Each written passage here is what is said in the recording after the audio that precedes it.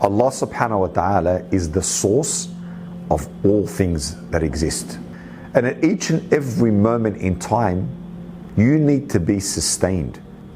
Allah subhanahu wa ta'ala, He created us for a reason. We exist for a reason. Now someone asked me the other day, but why? Like I've read the verse that says that Allah subhanahu wa ta'ala, He created us to worship Him. But why? He doesn't need our worship. And I think that's a really important point because it touches on another point.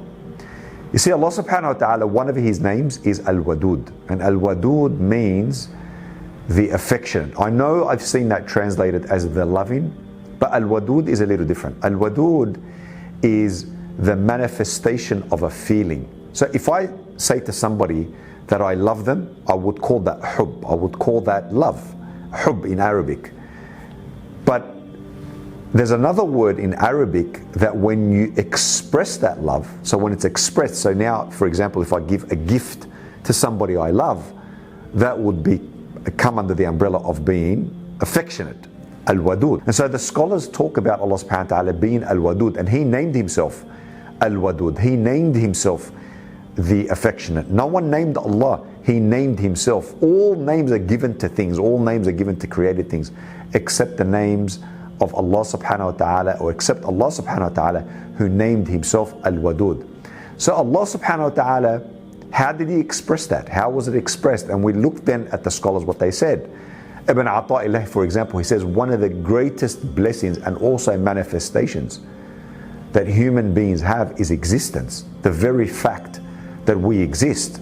And so existence is an expression of the affectionate, or Al-Wadud, Allah subhanahu wa ta'ala. So we exist out of the favor of Allah. We exist out of the love of Allah subhanahu wa ta'ala. When you and I, we love something, there's vested interest. We get something back. I do it because there's a return. Something, whether I love my child, I know there's a return and I know I benefit from it. If I do things, if humans do things, there's always some type of self-interest, some types of benefit. With Allah subhanahu wa ta'ala, this is very important to remember, that He doesn't create in vain and He doesn't create because of need. Because Allah subhanahu wa ta'ala does not create for waste in vain, and neither does He create for need, because He is complete and He's not in need of any of His creation. So then why do we exist? He didn't create us in vain and He didn't create us for need. Then why does He create us? Well, He created us because it comes from Him being Al-Wadud, the affectionate, because He loves perfectly. That's who He is. He is Al-Wadud. So He is the one who loves perfectly, and He is the one who loves to give, and He is the one who loves good for the creation. And that's why Allah subhanahu wa ta'ala said, يُحِبُّهُمْ وَيُحِبُّونَ. He loves them. Allah, He mentioned this in the Quran. So there is a general love that is attached to the creation when they have been created. There's no doubt in that whatsoever. Allah subhanahu wa ta'ala then gave us inclinations and infused within each and every human inclinations when they came into this world. Some of those inclinations are, whether it's ego, desires, passions, some traits of anger, jealousy, so on and so forth. And He did that for a very, very wise reason. He did that because He seeks something from us. He wants something from us. Not because of need and not because of vain, but rather what He wants is a voluntary, volitional decision to overcome and put aside our desires and put aside the ego, the lusts and these inclinations, and voluntarily, through our own will, choose to love Him back. He wants us to reciprocate. He wants us to choose Him above all else without being forced to do so.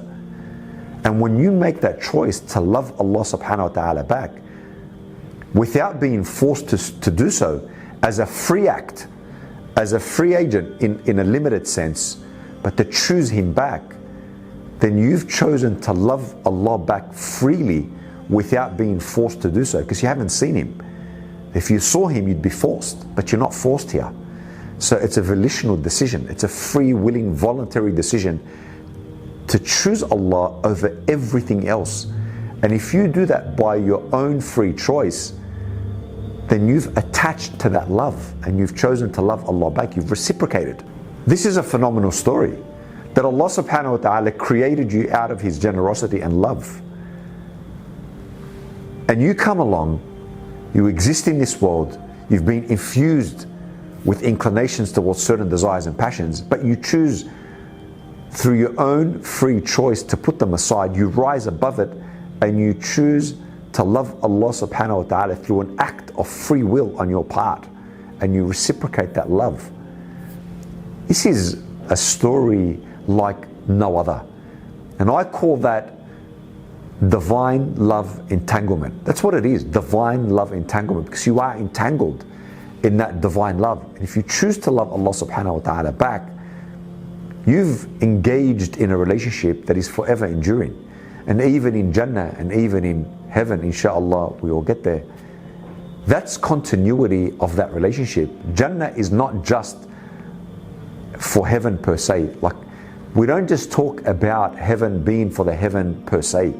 Heaven is an abode and a place of continuity of a relationship that you formed with Allah subhanahu wa ta'ala for reciprocating a relationship with Him. You've reciprocated that love.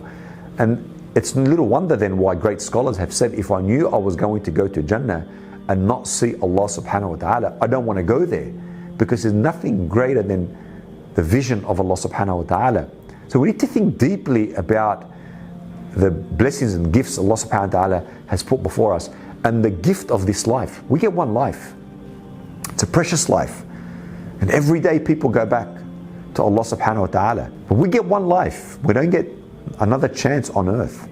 You get one chance to reciprocate. You get one chance to direct that love towards Allah subhanahu wa ta'ala and make a difference in this world. May Allah subhanahu wa ta'ala allow us to be that difference and to make that difference, and that we not exploit or give up what we've been given.